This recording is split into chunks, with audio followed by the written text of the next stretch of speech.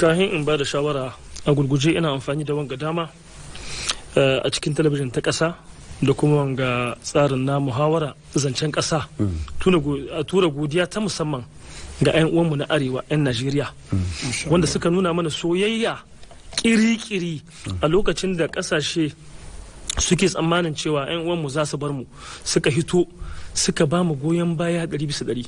Wato tun daga kansulolinsu, sanatocinsu, sarakai har zuwa ga gwamnoni. Wannan abin babban abu ne. Ubangiji Allah saka musu da alkhairi kuma Allah ya ci gaba da haɗa kanunmu da mu da su. Wato magana ta biyu a lashe shawar zan bada.